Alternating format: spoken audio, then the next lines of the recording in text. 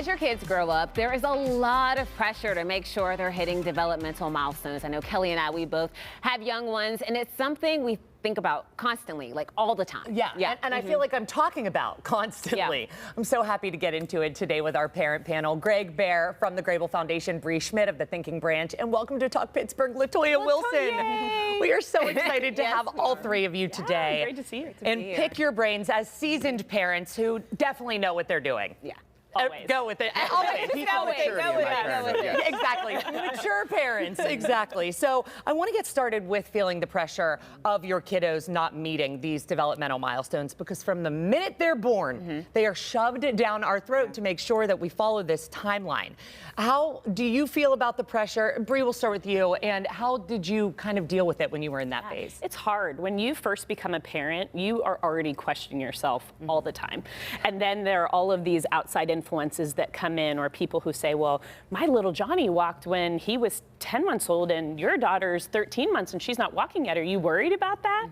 And it just adds on top of it. And so obviously, you know, developmental milestones are there because sometimes they are indicators, if your child hasn't reached that yet, that you should talk to your pediatrician. But a lot of times kids just develop on their own pace. Yeah. And especially when you're a new mom, you don't feel that. But it's tough to take on all of that pressure from the outside when you're already feeling it yourself. What you said, I experience that almost every single day. Somebody saying like, oh yeah, little Susie, she did this at 8 months old. And I'm like, well, Logan's nowhere near this.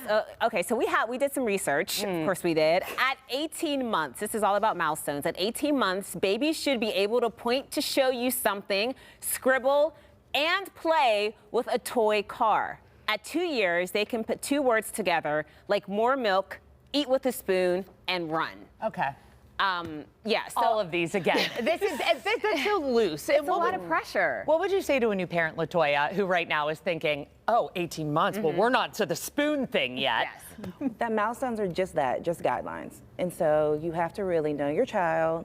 And I would also encourage them to shift their perspective. So is your child not measuring up?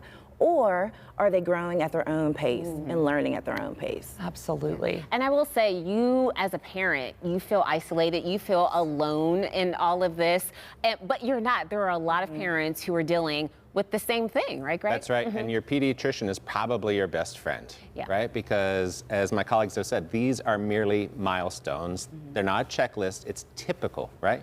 But kids can walk anywhere between, say, 9 months and 15 months.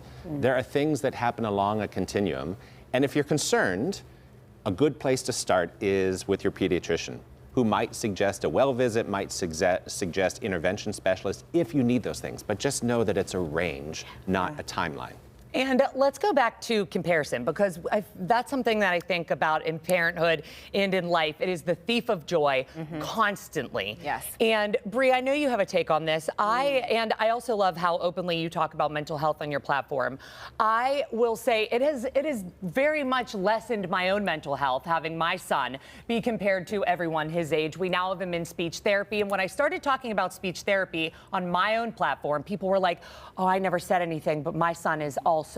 Why are we doing this to ourselves? I know, it's hard. And one of the things that I thought about is, we talk about all of these outside influences, but then we sometimes do it within our own groups. I had 3 kids in 4 years, and I was comparing each of my own kids to the other one.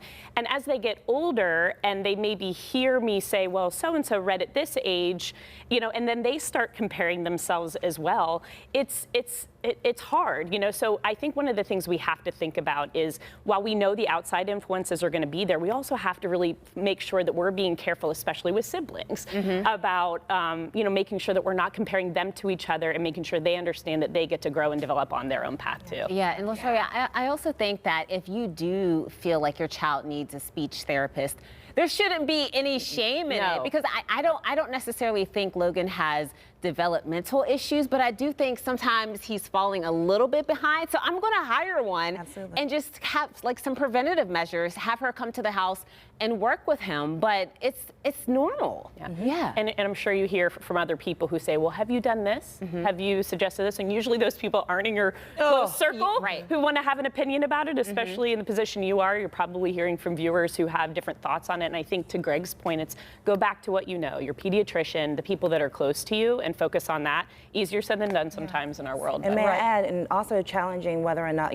it's an internalized pressure, or is it societal norms, or is it generational patterns that you're trying to make sure that you're measuring up. Yeah. So recognizing where that source of fear is coming from, I think is super important for parents. It's usually all of the above. Yeah, Right. yeah. No more WebMD. We're better than that. And the CDC offers a digital developmental checklist with resources and video tutorials to help your kiddos reach their milestones. And we're going to have a link to that on our website, kdk.com/talkpittsburgh.